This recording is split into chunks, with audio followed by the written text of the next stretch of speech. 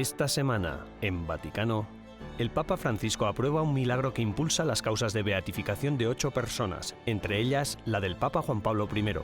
Acompañamos al arzobispo Stanislav Gądecki durante la primera visita ad limina en 7 años que realiza la Conferencia Episcopal Polaca, y descubriremos la poco conocida conexión entre Santa Brígida de Suecia y la Basílica de San Pablo extramuros de Roma. Todo esto y más, ahora en Vaticano.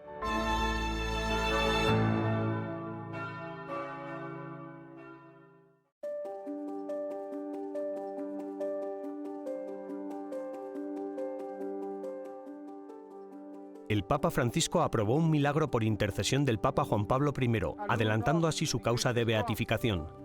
La agencia católica de noticias informa que el milagro le fue concedido a Candela Giarda, una niña argentina de 11 años que, en 2011, se curó de una disfunción cerebral y un shock séptico en medio de convulsiones incontrolables.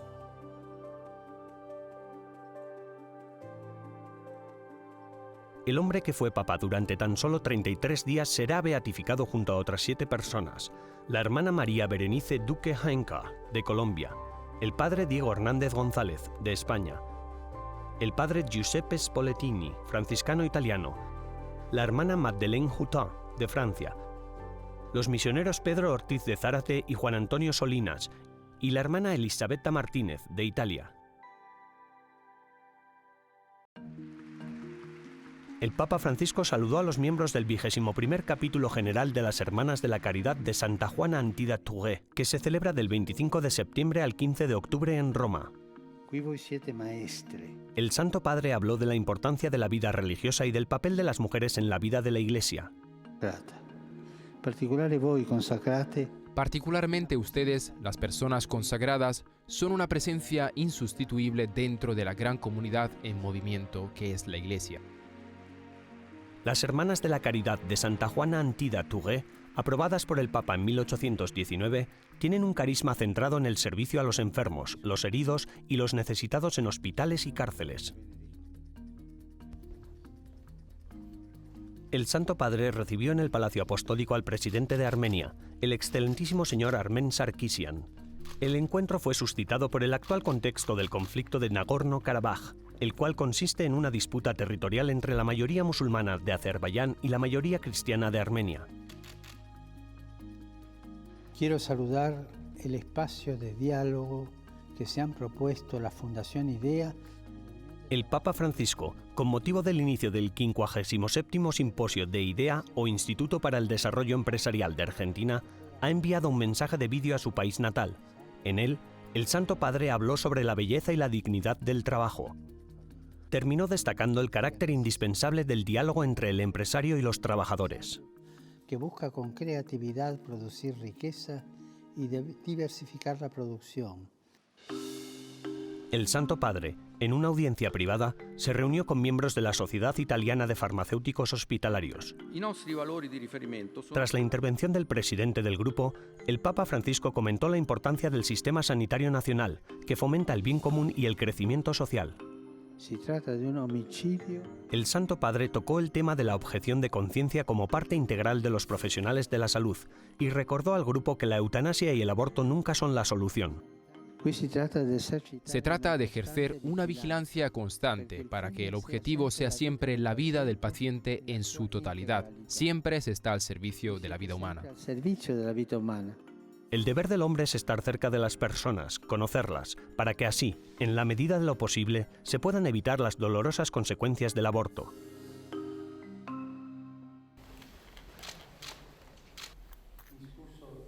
Los obispos polacos han dado comienzo a su primera visita ad limina en 7 años. Tanto los obispos como los obispos auxiliares de las 40 diócesis polacas acudirán a Roma a lo largo de todo el mes de octubre. Las visitas ad limina, destinadas a reforzar el vínculo entre las diócesis y el Vaticano, culminan con una audiencia papal. Los obispos polacos, al haber llegado a primeros de mes, han sido los primeros en realizar la visita en este proceso sinodal de 2 años de duración. Hermanos, queridos, poetas sociales. Con motivo del cuarto encuentro mundial de movimientos populares, el Papa Francisco envió un mensaje de vídeo en el que se insta a los fieles a seguir soñando juntos y se refirió a los literatos comprometidos con la sociedad para que infundan esperanza incluso durante los permanentes efectos secundarios que la pandemia está dejando detrás de sí. Entre otras muchas cosas, el Santo Padre ha pedido a las empresas farmacéuticas que ofrezcan la vacuna a todo el mundo, a las empresas de extracción del primer sector que dejen de dañar la tierra y a los medios de comunicación que dejen de calumniar y difundir información errónea. Poner la economía al servicio de los pueblos para construir una paz duradera. El Papa Francisco concluyó llamando a todos a la acción para poner la economía al servicio del hombre en orden a construir un futuro mejor para el bien común.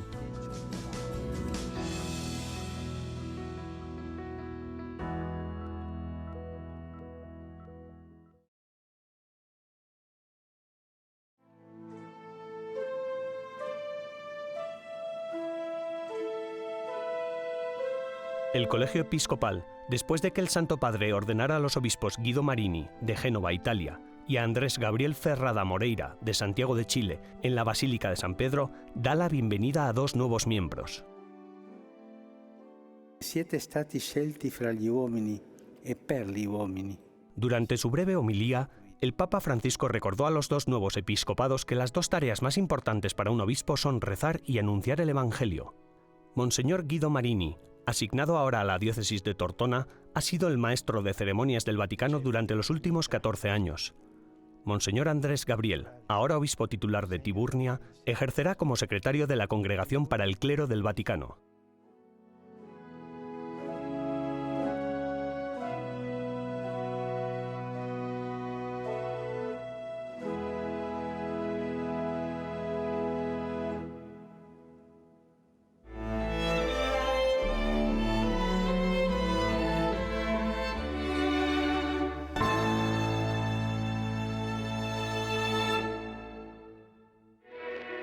The Vatican City and the procession of dignitaries of the Catholic Church to St. Peter's for the opening of the Ecumenical Council.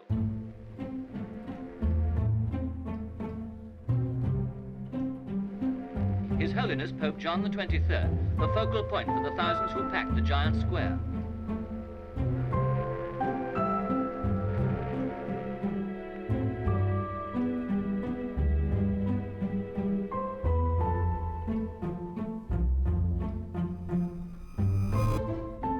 Han pasado algo más de 60 años desde la elección del Papa que hizo visible la bondad a los ojos de todos.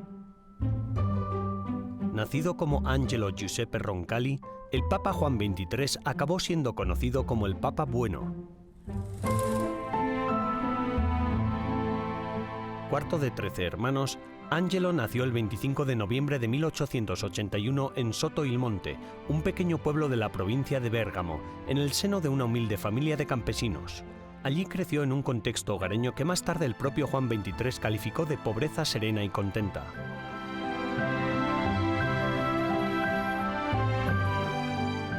A los 11 años, gracias a la ayuda económica de su tío abuelo Saverio, Roncalli comenzó sus estudios en el Seminario Menor de Bérgamo. Allí mismo, unos años más tarde, ingresó en la Tercera Orden Franciscana.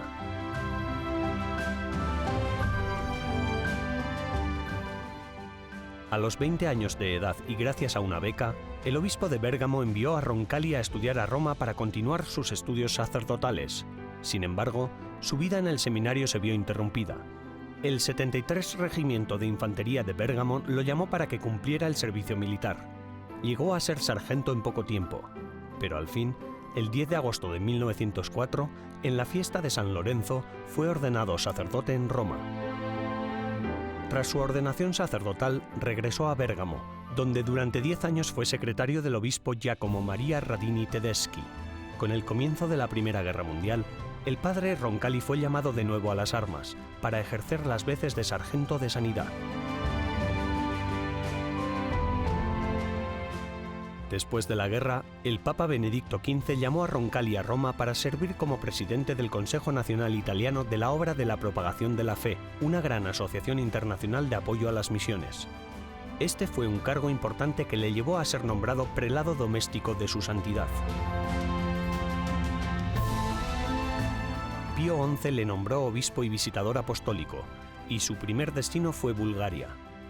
En los años siguientes realizó otros viajes diplomáticos a Turquía y a Grecia, hasta que en 1944 el Papa Pío XII lo nombró nuncio apostólico en París.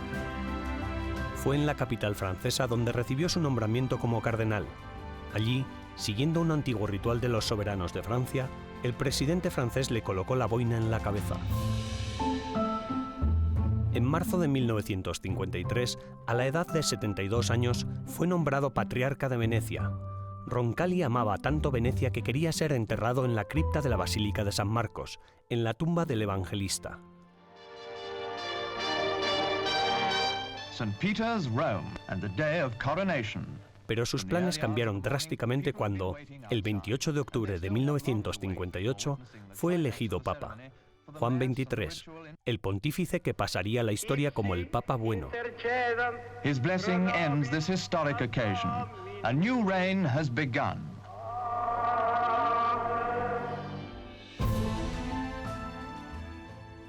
The Vatican City and the procession of dignitaries of the Catholic Church to St. Peter's for the opening of the Tras solo 5 años de pontificado, Juan XXIII se convirtió en uno de los protagonistas de uno de los acontecimientos más importantes del siglo XX para la Iglesia Católica y del mundo cristiano, la convocatoria del Concilio Vaticano II, un concilio del que Juan XXIII no llegó a ver los frutos, pues murió el 3 de octubre de 1963, a los 81 años, solo un año después de su inicio.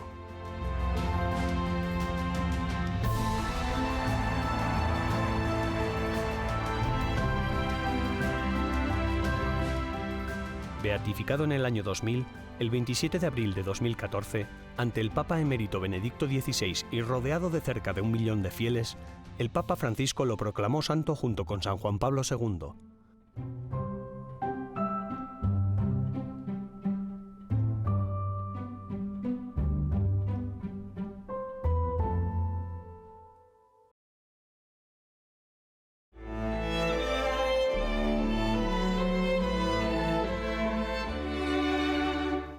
Tras la pausa, conoceremos al arzobispo Stanisław Gądecki, que nos ofrecerá una visión privilegiada de la visita ad limina de los obispos polacos.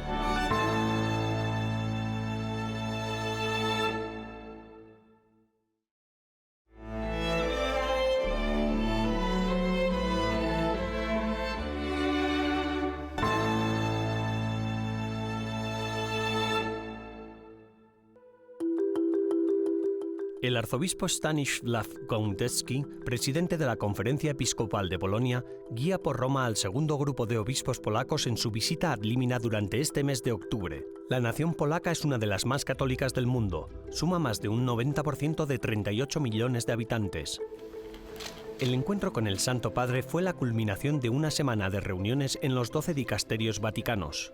El arzobispo Gądecki señala que la reunión en el Dicasterio Vaticano para las Comunicaciones fue una de las más importantes porque la misión de la Iglesia es difundir la palabra de Dios.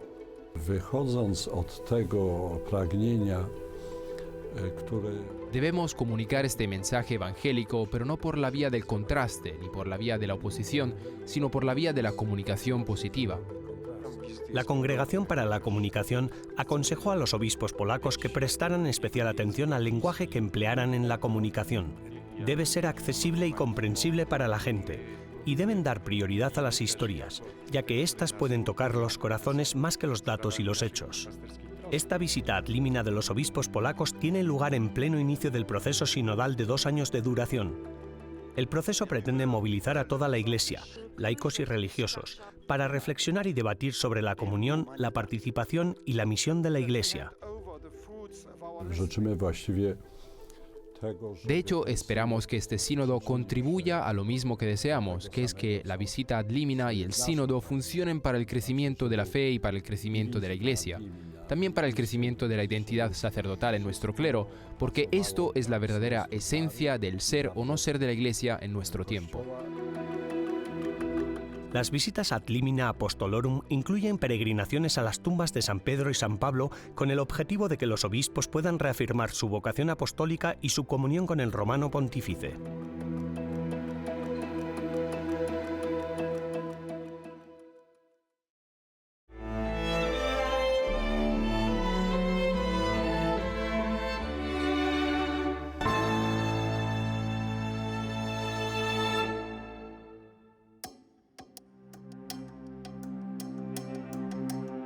Los disturbios civiles han ido creciendo en Pakistán, ya sea por disputas territoriales o por tensiones religiosas entre los cristianos y los musulmanes.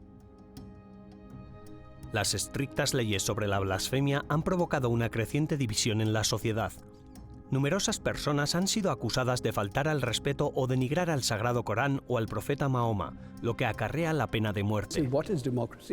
El arzobispo emérito de Karachi, el cardenal Joseph Coutts, llegó para este inicio del proceso sinodal en Roma como miembro de la Asamblea General Ordinaria del Sínodo de los Obispos. Andreas Stonehauser, director de la oficina de EWTN en Roma, se reunió con el cardenal para conocer la situación actual de la Iglesia en Pakistán. ¿Cómo describiría usted la situación de los cristianos, que constituyen una pequeña minoría en el país, y la de los católicos en particular? Los más vulnerables siempre son los pobres. Y no solo los que son pobres a nivel económico, sino también los que no tienen educación, no conocen la ley, los que se sienten incapaces o no tienen miedo. No tienen los medios, no tienen los conocimientos, tienen miedo, no sabes qué hacer. Y ahí es donde entramos nosotros. La Comisión de Justicia y Paz de la Iglesia o las demás buenas personas entre los musulmanes de la sociedad presentes en la Comisión de Justicia y Paz o la Comisión de Derechos Humanos, al igual que otros grupos de mujeres.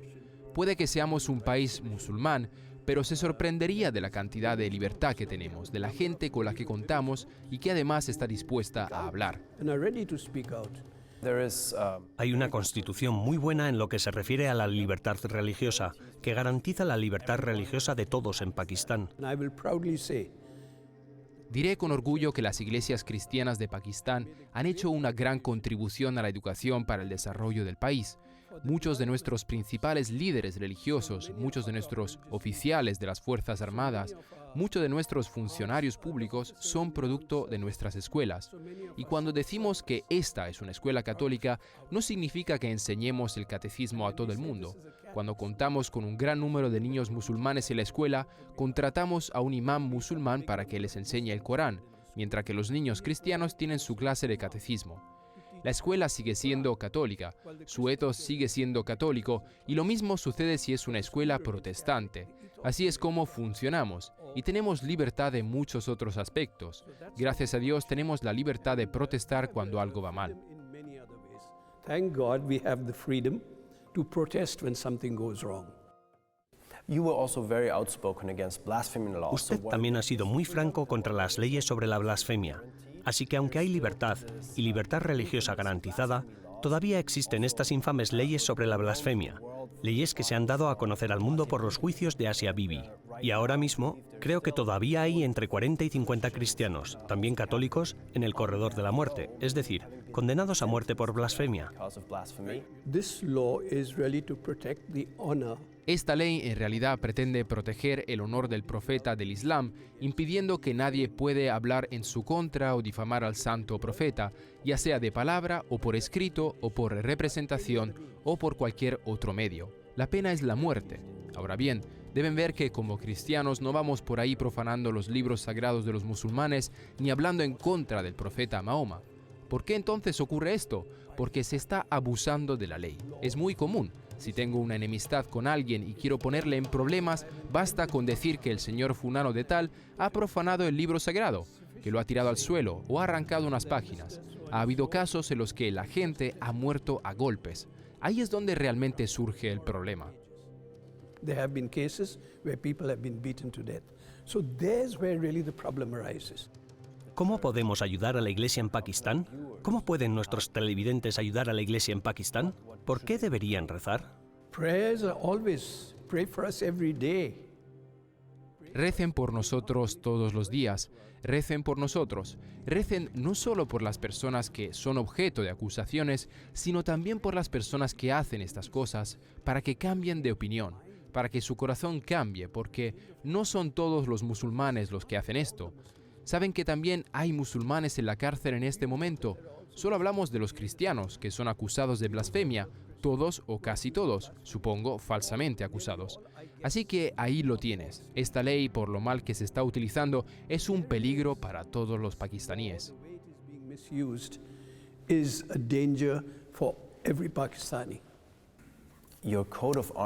Su escudo de armas contiene la palabra armonía, Yes, that's right. en un país que a menudo en Occidente se percibe como falto de armonía. Quizás usted pueda hablarnos un poco más acerca de esta cuestión. And when I talk about harmony, I mean to be a full human being.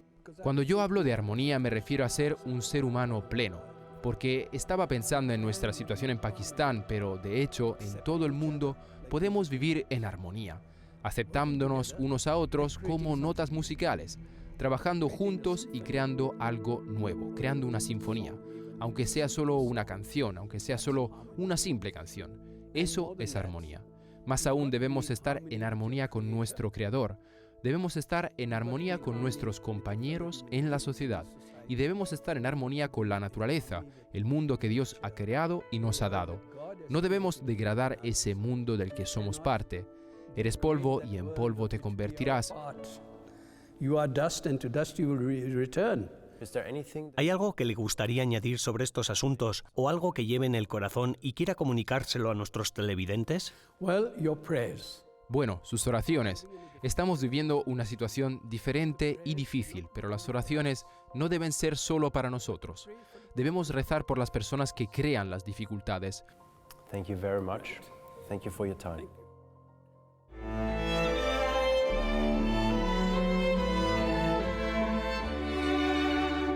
A nuestro regreso, visitaremos la Basílica de San Pablo Extramuros, donde el secreto de la felicidad le fue entregado a Santa Brígida por nuestro Señor Jesucristo.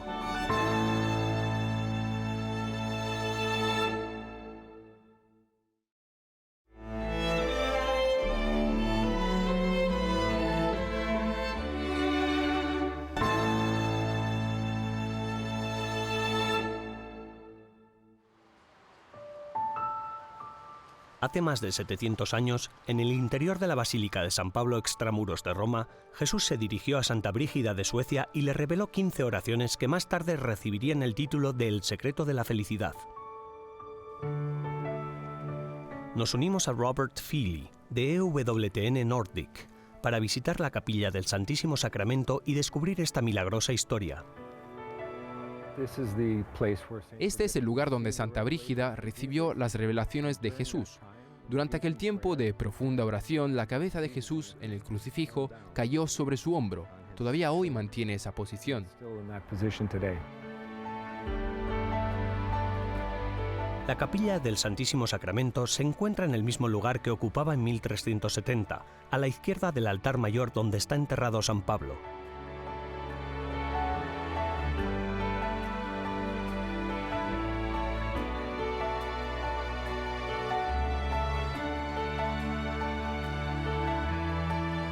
Jesús, crucificado en una gran cruz de madera, da la bienvenida a quienes entran en la capilla.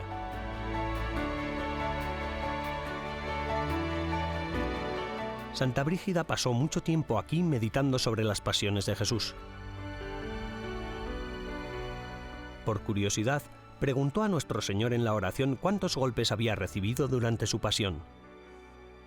Y en esta capilla, estando ella arrodillada frente a la cruz, Jesús le respondió de viva voz: «Recibí 5.480 golpes en mi cuerpo. Si quieres honrarlos, reza el Padre Nuestro y el Ave María, junto con las siguientes oraciones que yo mismo te enseñaré a lo largo de todo este año». Fíjense en la particular posición de la cabeza de Cristo.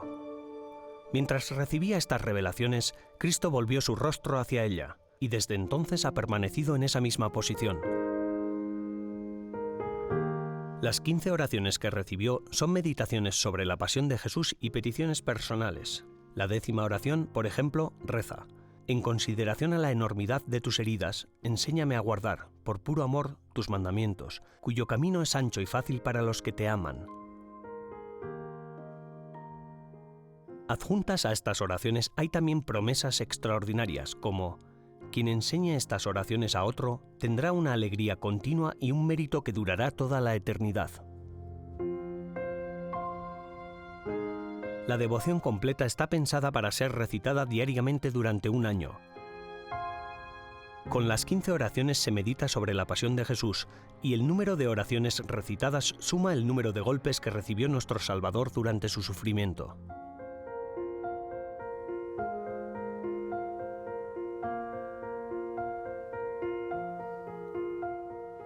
En el interior de la capilla se encuentra una estatua de Santa Brígida de Suecia y debajo una inscripción conmemora el acontecimiento que, traducida del latín, dice: pendiente, pendiente recibió las palabras que Dios le dijo al oído, y Brígida las recibió del corazón de Dios, en el año del jubileo 1350. Ya han transcurrido casi 700 años, pero el espíritu de la santa sueca aún sigue vivo. Me convertí. Soy estadounidense, pero he vivido en Suecia durante 24 años y me convertí. Bueno, de hecho, volví a convertirme. Regresé a la fe. Crecí como católico y retorné a la fe en Suecia. Es por esto que Santa Brígida está cerca de mi corazón.